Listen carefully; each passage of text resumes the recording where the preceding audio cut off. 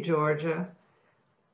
That music was True Love Waits by Radiohead, another favorite band of Andries, as recorded by the Vitamin String Quartet. Thank you to everyone who provided photos for this photo tribute. We often think of funerals as only for the dead when we honor our loved ones, but mourning is most meaningful for the living as we renew our commitment to remember our relationships, to live as fully and purposefully as possible. We respect those who continue their journey into the next chapter by acknowledging their place in our lives. Here are some thoughts from Andres' family and friends. Ernst will speak for the family. Ernst? Hello, everyone. We would like to extend this to Georgia and Chris. Ernst, you have to speak up, sorry. We're not hearing you. Wait, can everyone? I thought I changed the audio settings so everyone should be able to hear me pretty well.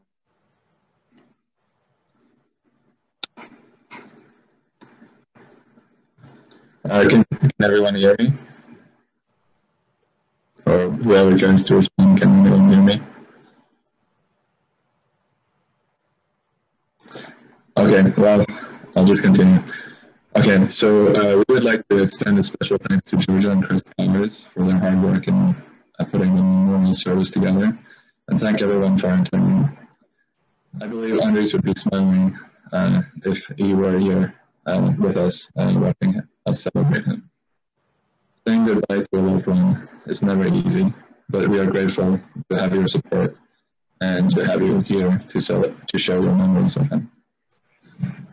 In spite of the recent difficult days, the brother I remember was someone who always made friends wherever he went.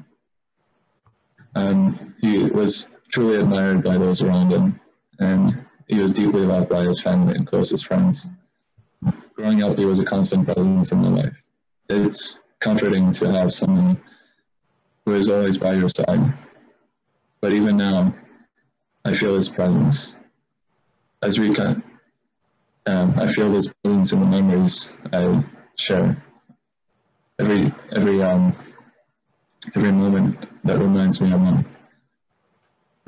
As we continue our lives, I hope we can carry forth his precious memory with us. Thank you. Thank you, Fritz. And thank you, Ernst. And now Fritz Freudenberger. Yes, hi. I have, let me get my words here. My name is Fritz. I think many of you know me, but if you don't, Andries was a close friend of mine in high school. I am heartbroken to be here, but happy we are together. Seeing you here, I've scrolled through watching faces I haven't seen for a long time, and knowing how much he meant to us, it is comforting to be here together.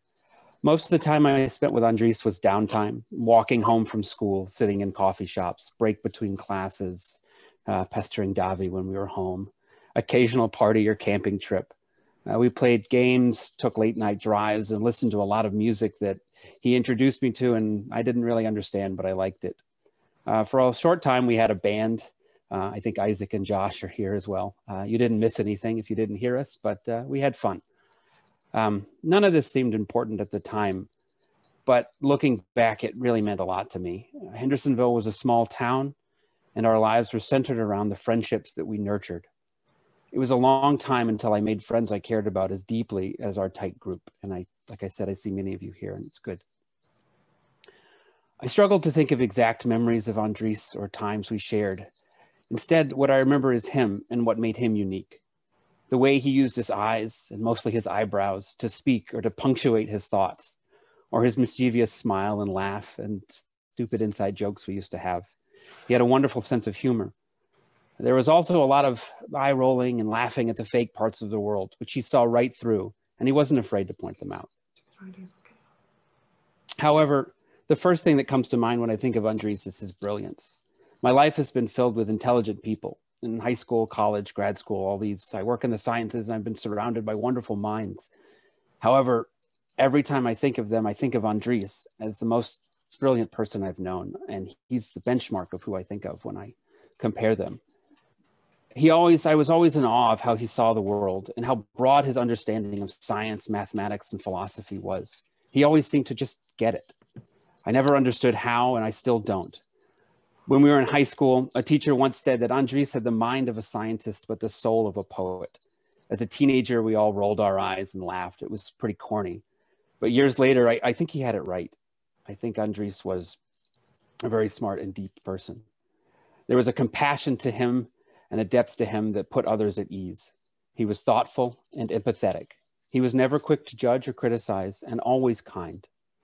He didn't like to take part in teenage drama or bickering, but tried to calm us down and focus on things that truly mattered, even if that was just to slow down and take a deep breath. Andries was a real friend during some of the most important times of my life. He was someone I could never seem to get tired of, and I loved spending time with him. I treasured the time that I spent with him and considered myself very fortunate to have known him. He was a truly unique person, and I will miss him more than I think he could have known. Thank you. Okay, and Charlotte? Hi, everyone. I knew following Fritz was going to be super hard and emotional. It's really good to see everyone's faces this morning. It's morning in New Mexico where I am. Let me just pull this document up. Can you guys hear me? Yeah. Yes. I'm one of Andries's many friends from high school in Hendersonville, North Carolina. Like many of us here, we were in concert band together and found ourselves hanging out at our various coffee shops around town, at parents' houses, especially Isaac's basement, the library, and any gathering place we could meet that didn't require the use of cell phone communication to be there together. We all know how amazingly smart and talented Andries was, and how it seemed that everything he did, academically, athletically, musically, and creatively, came very naturally to him. But one thing I learned through my time spent with Andries is that this high level of intellect was the result of a special formula of perceptual and emotional awareness that comes from the simple and often overlooked practice of paying attention. His attentiveness was, in my mind, the result of having a loving family and the unique perspective of having lived a full and interesting life, even at the point at which I met him as a teenager. As someone who lived in small town America my entire life, at that point, I was always so impressed by Andries's ability to contextualize and experience in such a broad and considered manner. He always brought some much needed perspective and humor to my limited and often egocentric understanding of the world. After high school, we got to spend some time together in Chicago and also in Paris studying abroad at the same time. And Hollis was there as well. In these large cities that were such a novelty for me, Andries seemed to fit in completely naturally. In Paris, he could already speak French fluently. He actually understood the rules of rugby. He already knew about Nutella, and instant coffee wasn't a point of contention for him. He also didn't feel the need to have the same consumptive experiences that others and myself felt were a requirement of being someplace new. The other day, I picked up a book by the French literary theorist Roland Barthes that I really love called The Morning Diary. The book is a series of journal entries Barthes wrote as he was processing the recent passing of his mother. I thought revisiting this book might be a way to process the sadness I was feeling about Andries. The first page I flipped to in the book, I found some of my handwriting in the margins. I had written a dream memory that I'd had about Andries. I thought this was an incredible artifact, and the timing of finding it was so powerful, but it also triggered a deep awareness of the immaterial ways he has been part of mine and others' lives. I'd like to just read a short passage from that book that makes me think of Andries. This morning, walking through Saint-Sulpice, whose simple architectural vault delights me, to be in architecture. I sit down for a moment, a sort of indistinctive prayer, and then I notice that I'm always asking for something, wanting something, always pulled ahead by childish desire. One day to sit in the same place, to close my eyes and ask for nothing. Nietzsche, not to pray, to bless. Is it not to this that morning should lead? And finally, in my senior yearbook, amongst the oblong cacti and angry flying squirrel drawings, Andries wrote, "Fill in what I have said and not said, and thereby it would be that I am with you forever. Thank you all for this opportunity to mourn our loss together. I do believe Andries will be with us forever. Thank you, Charlotte. That was very moving. We're going to hear next from Sherry Thomas from Bowling Green University. Good morning and good afternoon for those that are ahead of us in the time zone in South Africa. My name is Sherry Kellogg Thomas. I'm sorry, this is going to be very hard for me. I work at Bowling Green State University in the IT department as the Director of Enterprise Applications. I had the great fortune of meeting Andries in 2012, attending a computer science grad class. Andries and I had both begun our master programs together in the fall of 2012. Andries had the misfortune of being teamed up with me for several programs during multiple classes. We spent many hours together in conference rooms working on projects. And during that time, we began to get to know each other more in a more personal level. Andries shared his love of country, his many travels, the fact that he had come from South Africa. One thing that he was always so very proud of was his two brothers. One of the brothers at the time that I met him was in Jerusalem, I'm sorry if I have it wrong. And he was just so very, very proud of this brother and of his family and the accomplishments. He always had something very positive to say about everybody in his family. One of the most magical things that I found about him was that he was self-taught. He did not learn computer science the traditional way. He learned it from a book. He learned it on his own, and he was absolutely brilliant. Being in a computer science program at the graduate level, you usually have an undergraduate degree in computer science. Andries was able to jump out of those classes right into the graduate program because he was able to test out of it. That is such an amazing feat. One story I'd like to share with you, just to show you what a leader he was and just how amazing he was in my eyes. And one of our teams, we were teamed together, there were 6 of us, and we had to grade each other on how much we participated.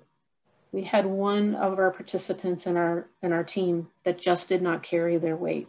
So we had a team meeting. Andries was a true leader. And if I calculate it right, he was 25 at the time. And he is the one that pulled the team together. We stood in a circle and he looked down at the ground, and I can still remember this to this day. And he said, you know, we all need to carry our weight. We're not going to judge each other. We're going to start out from today as though nothing has happened, and we're all going to participate. And as a director of a department of 40 people, I can tell you there are some very high level people that cannot come up with those words. He was emotionally and mentally more mature than any young man I had ever met. He just wowed me. In the summer of 2013, I was able to hire Andries as a graduate assistant at Bowling Green State University into the IT department. He began to work on the document imaging team, and a couple of the members of the team are here. He blessed us with his brilliance, his smiles, his stories. He became an active member of the BGSU family.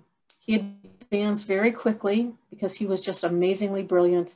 And we moved him to the data warehouse team, where we thought that we would offer him enough to keep him in our small town in Bowling Green. He was just so young and so talented, and I knew he was meant for more. And in 2015, he quietly came into my office and resigned. We had a mother-daughter type relationship, and I know he did not want to disappoint me. I knew he was meant for better things, or bigger things. I will always miss him. He has a special place in my heart. I wish the family all the best. And I really, truly appreciate you allowing me to speak for Andries at this time. Thank you. Thank you so much for sharing that story, Sherry. We appreciate hearing about his caring personality at Bowling Green in college. Next, we're going to hear from a co-worker at Career Builder, Alex Bowers-Shane. She's collected some. Hi, I'm Alex, and besides being able to get to know him as family, I also had the unique opportunity to work with Andries at Career Builder too. From the moment I sent him the job description and he applied, even the recruiter was talking about how wonderful Andries was. And every time he stood up and won Employee of the Quarter or won at a hackathon that we held, I felt so proud because he was doing such neat, interesting things and explaining it so well. But I mean, don't take my word for it. Some of the things that other people at Career Builder have said have been that he was my boss for about 2 years, and honestly, one of the best team leads I've ever had in my career. He took over my team lead position after I left for another team. So we talked a bit to coordinate things and frequently worked together after that. I didn't know him well, but I liked his dry, understated sense of humor. Or he was just really good. I worked with him for a few years. He was amazing. And Andries was a really special guy. We worked together for a good chunk of my time at Career Builder, and it was a pleasure to get to know him and to spend time with him every day. And I know our former teammates would say the same. Personally, I liked going to see him every time I happened to be in Atlanta, as I worked remotely for a few years. I liked surprising him by decorating his desk for his birthday. He was okay with that. And I liked bringing my kids to the office and here, hold my baby. It was uncomfortable, but always smiled really big. So, gonna miss him. Thank you. Thank you, Alex. Right now, I think we have, there may be some other people who wish to say a few words to remember Andries, and we'll open the mics for other folks to speak. So, but to minimize any extraneous noise, if you're not speaking, please click the mute button at the bottom of your screen to silence your microphone. So Georgia, if you'll just open up all the mics. You can unmute yourself if you'd like to speak. Okay. So if you'd like to say something, please just unmute yourself.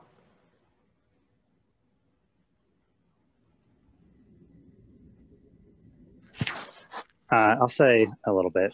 Hi, I'm Thomas Mahoney.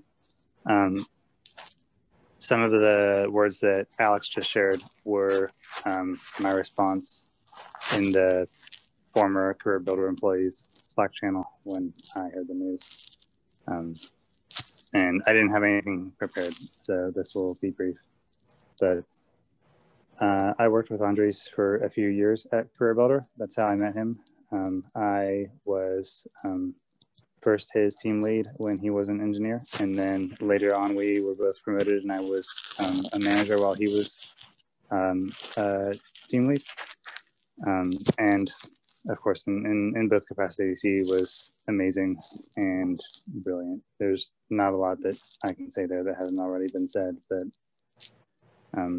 beyond that, which was just obvious if you worked with Andries for a week or really even a day, Andries really stuck out to me and left an impression on me that not many coworkers did or still have.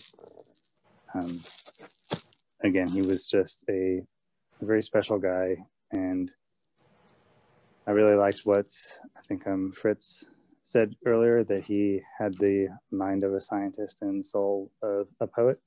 When I heard that, I smiled, and I thought, wow, that's a really beautiful and eloquent way to capture what I always felt about Andries, that like, wow, on the exterior, he's just very brilliant and, can, solve my team's hardest problems and explain them and understand them so well and when no one else can. But that, like, a little deeper than that, he was just, you could tell that there was just really,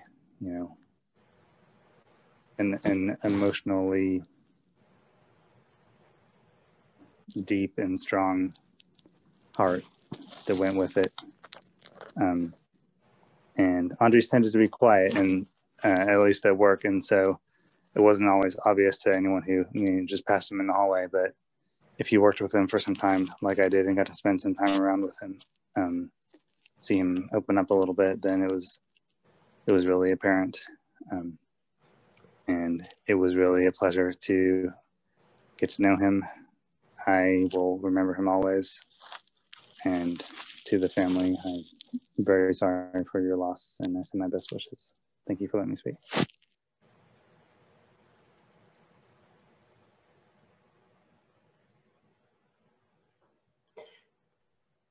Thank you, Thomas. Is there anyone else who'd like to say a few words?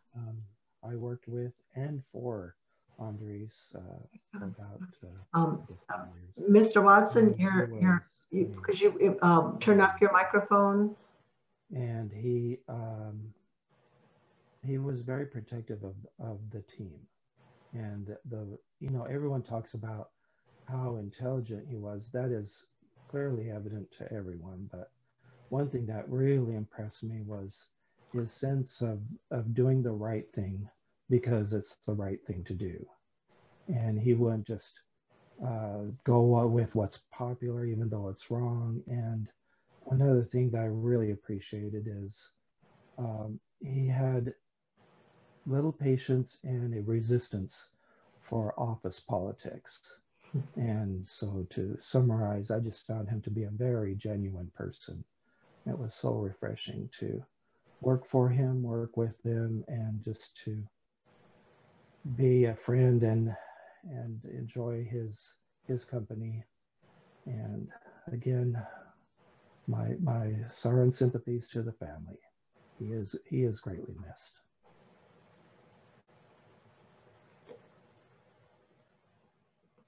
Thank you, Blaine. Is there anyone else who'd like to speak? I have a few words I'd like to say. Okay. Hi, I'm Joshua. I was amongst Andries's many high school friends. So no one who's ever met Andries would accuse him of being simple. Some unfortunate people may have confused his thoughtfulness for being detached or his reserve for shyness, but those people missed out on a deeply intelligent, kind, hilarious, one-of-a-kind person. He could never be accused of simplicity. Such was his capacity for nuanced observation and humor. He was a defining friend in my life and the lives of many others. We were personally closest during this final few years of high school, that big wind-up before escaping small-town America. He taught me how to invest my whole attention in challenging music, how to drink Ribos and eat muesli, how to drive maybe haphazardly quickly on gravel roads, and to have a true love for Chopin. There were innumerable cups of coffee at Black Bear and later the Ugly Mug, countless hours of late night driving, rambling philosophical conversations which would last hours and somehow uniformly devolve into absurd laughter or shrieking, and just so much music that he carried with him, playing in his room, at Isaac's house, just truly wherever we went, sitting 3 people on a bench and that piano at the bottom of the stairs, just banging out whatever Radiohead song came to mind. And cracking his shell was the best, because he was such a quiet and composed person by and large, but with such a playful and rewarding soul inside for those lucky to be his friends. It was always so rewarding to just crack him open. I'll never forget seeing Wilco in Nashville in high school, and he danced for the first time I'd ever seen in my life, and it was It's kind of a little swaying shimmy, but it really stuck with me. He was truly such an amazing person and a good friend. I'll never be able to see a pair of Birkenstocks without thinking of him. And he was just such a wonderful person, and we're all so lucky to have him in our lives and to continue to carry him with us. Thank you.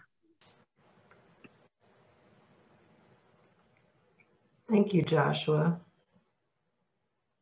Is there anyone else who'd like to say a few words? I'll say quick that my name is Isaac. I knew Andries both from high school as well as in college, at least at the time he wasn't in Paris. And, you know, a lot of people have talked about, you know, his intellect, but he also was just broadly curious about, you know, all aspects of the world. I mean, pretty much anyone that I was ever around him that we talked to, and I was with him in a lot of different contexts, you know, people in North Carolina, but also, you know, both of us, I was a freshman, he was a sophomore at the University of Chicago. And the transition, the first year for me was a bit rough. And he was really, you know, one of the, you know, few people I knew. And so I would call him and bike over to the, you know, dorm where he lived far away late at night. And we just hang out and walk the halls. And pretty much anyone he met, he was always, you know, he was never wanting to talk and tell you what he thought. He was always wanting to know what the other person thought. You know, every person he, you know, kind of interacted with, he was always more interested in them than he was in himself. And, you know, I think that is a rare quality, you know, someone who's genuinely interested in the people around them and gives his full attention to whoever's in front of him. And that was something I consistently, you know, noticed in him. And it was reflected in other ways too. He, you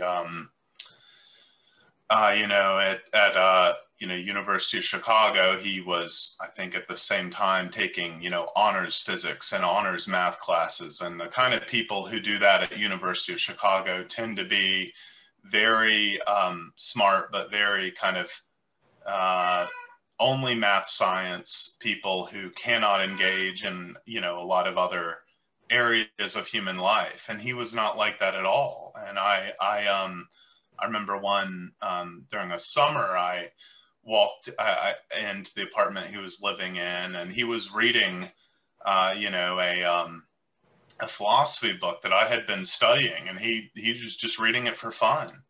And then a little, and he probably understood it better than I did. And then a little, you know, ways into his studies, he became, you know, very, very interested in international relations. And I remember having a conversation with him. I never quite understood it, but it seemed like, you know, he just, you know, he might've had, you know, such great talent for, you know, kind of math science things, but he was just captivated by other aspects of the world. And he wasn't afraid to just, you know, chase into other areas of the world that other people might've been intimidated to go into. So that's just one bit to share. Thank you so much, Isaac. I know you and Andries were good friends. And is there anyone else who would like to speak? Yeah, can you hear me? I wouldn't mind saying a few words. Hi, everyone. So my name is Louis. I'm one of the cousins that sadly haven't seen Andries since 1997 or even before. So when I'm very honored and very, very glad and grateful to be here to celebrate the life. And, you know, even though everyone has spoken a lot about Andries, and it just sounds, parts of his life sounds very same as the trajectory mine was on. And I really just, you know, we've spoken a lot about Andries, and he sounds like he was awesome. I knew he was awesome. You know, even when he was a kid, you know these things. You can see that when kids are 4 years old, you know you can see it. But I really just want to thank all of his friends, everyone that showed him compassion, that showed him companionship, and that were lucky enough to spend that time, because just as much as he gave you guys, you gave him. So that's all I really want to say. Just thank you. Thank you, Louis. That was nice. Is anyone else? Would anyone else like to speak? Just unmute your phone. Unmute. Can you hear me?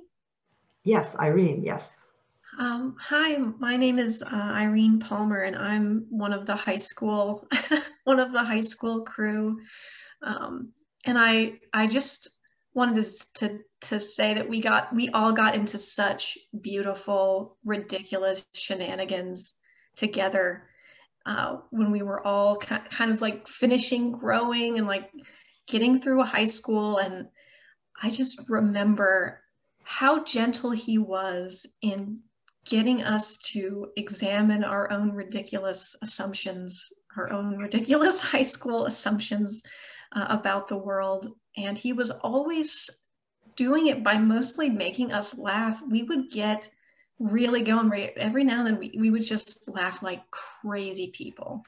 And a lot of what he was doing, and I didn't realize it at the time, and I didn't know how valuable it was, but he was really just kind of helping us begin the real process of growing up truly by just making us think about what it was we were actually saying. What are we even doing? And he was an incredibly gentle person about that, because it must have gotten old listening to people who had never really been anywhere or done anything and, like talk about, politics or what it means to be a person in the world. And he was incredibly gentle with all of us trying to just figure that out. And he was really a major driver in a lot of what our kind of core friend group was doing. And I really can't imagine what it would have been like without him. And we were very, very lucky. Thank you, Irene. We appreciate that. Is there someone else who would like to speak? Hi, it's Mariki. I'm one of Andries' many cousins. And although I haven't seen Andries or spoken to him for a very, very long time, we did sort of keep a connection on Facebook as we do these days. It's quite funny. As a family, when we were kids, we were all very, very close together. And I have these amazing memories of family get-togethers with, I think at some point we counted 31 cousins together, with my cousin Carl being the band leader. And I remember that when they left for America as well, they all came in there. I think they were driving a combi and came to say goodbye where we were living. So I remember Andries, Ernst, and Dawie as these small kids going on this amazing adventure, and they were the first of our family to move overseas and to different places. And listening to what everybody says, I sort of feel a bit sad that I missed out on not knowing him better.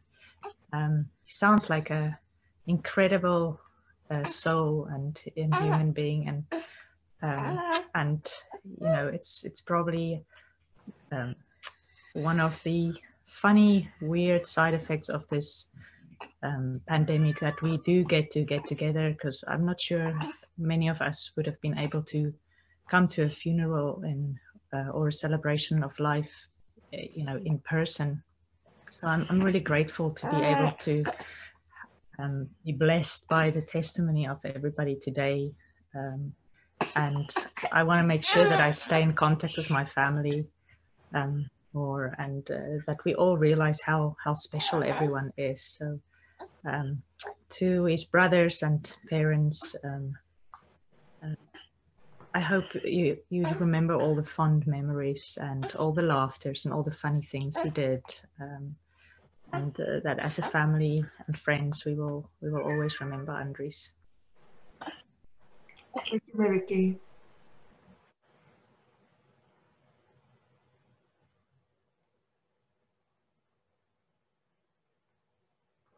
Is there someone else who would like to speak?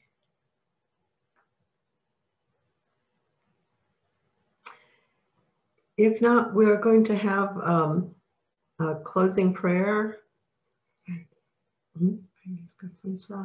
And this is Dawie Smith, and he is Andries' father. We're going to turn the screen over to Dawie to share a prayer with us.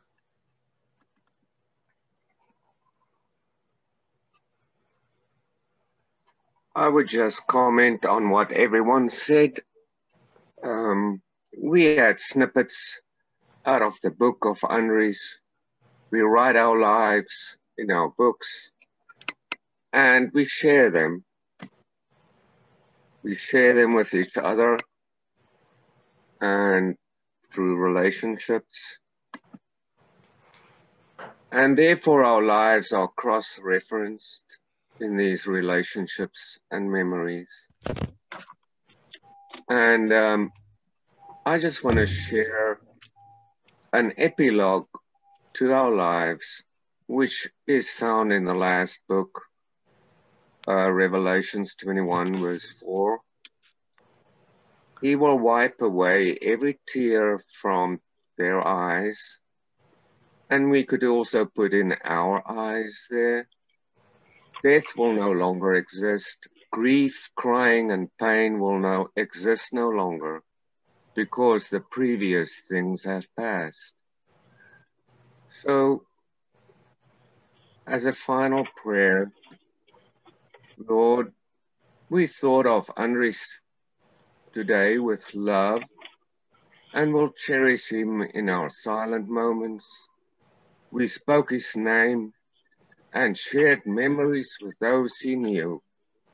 We will keep him in our hearts while we pray that you keep him in your love. Amen. Amen.